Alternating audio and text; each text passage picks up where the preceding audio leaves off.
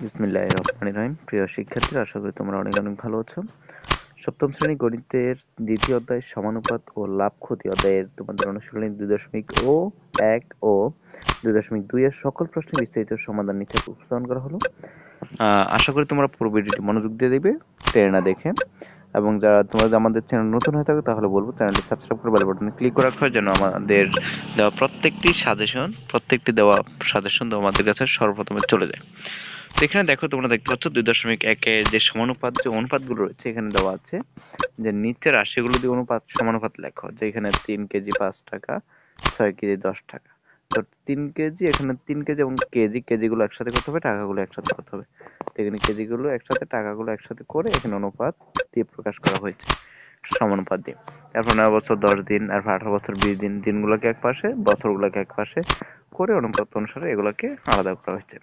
তারপর centimetre 7 centimetre 15 second, 28 centimetre 1 minute. তো এখানে এগুলোকে প্রকাশ করা হয়েছে। এখানে দেখা যাচ্ছে সেন্টিমিটার আছে, এখানে সেন্টিমিটার আছে, এখানে সেকেন্ড আছে, এখানে মিনিট আছে। তো 15 সেকেন্ড আর এখানে 1 মিনিট সমান 60 সেকেন্ড, সেগুলো তো এখানে ওই অনুসারে সাজানো হয়েছে।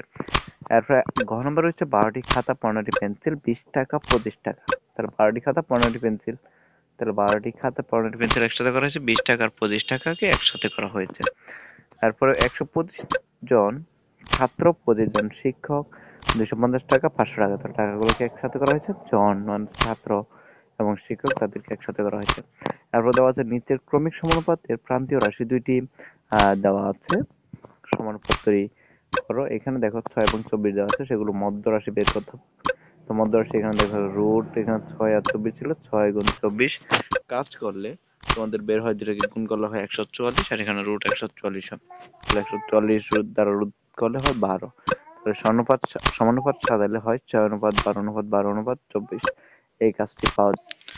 তারপর দেখো যে 25 খ নম্বর রয়েছে, 25 আর 81, 81 কে সেম ভাবে এরকম গুণ করে তারপরে যে ফলটা পাওয়া যায়, গুণফলটা পাওয়া যায়, সেটার সাথে রুট করলে পাওয়া হচ্ছে 45।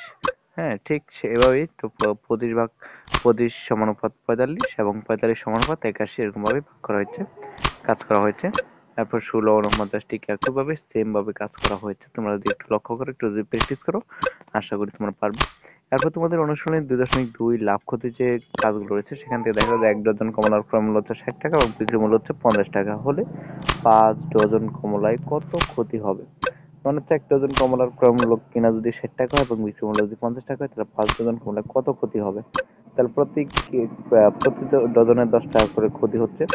এক ডজন এক ডজন সমান 12টি, 3 হাড়ি সমান হচ্ছে 12টি, তাহলে এটা হচ্ছে 12টি সমান হচ্ছে 3 হাড়ি। তা 5 ডজন সমান হচ্ছে 15 হালি, মানে 3 5 15 হালি।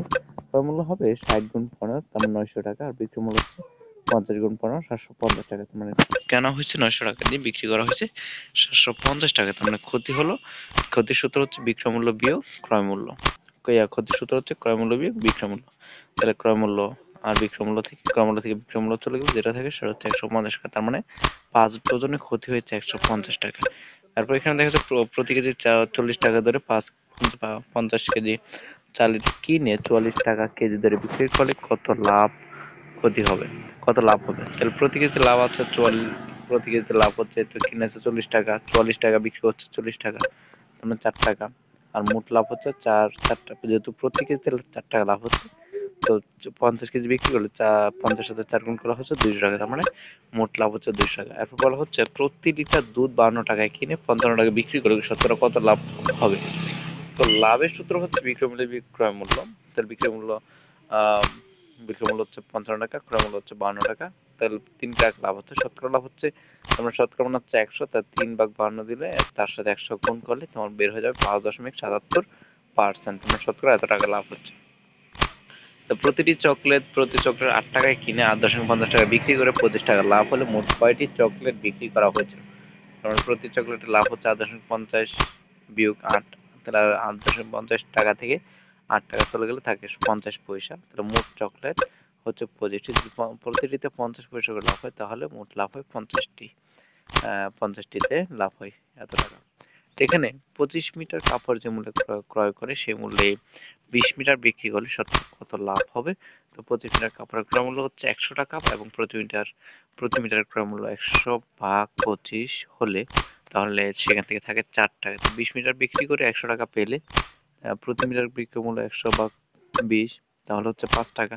তাহলে প্রতি মিটার লাভ হচ্ছে 5 বিয়োগ 4 তার মানে 1 টাকা। প্রতি মিটার লাভ হচ্ছে 1 টাকা। তার শতকরা লাভ হচ্ছে 25%। শতকরা লাভ হচ্ছে 25%।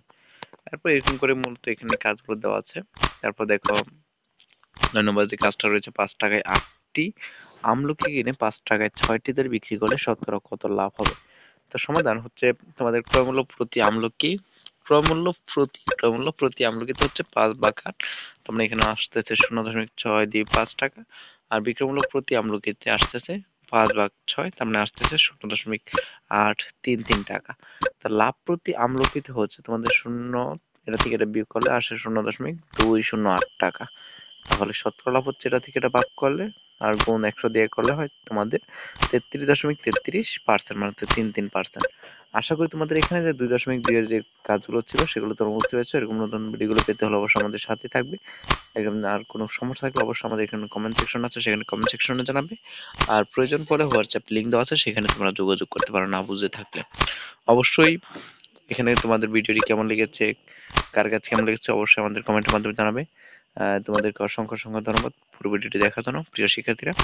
এরকম নতুন নতুন ভিডিওগুলো পেতে আমাদের সাথেই থাকবে। তোমাদেরকে অসংখ্য ধন্যবাদ।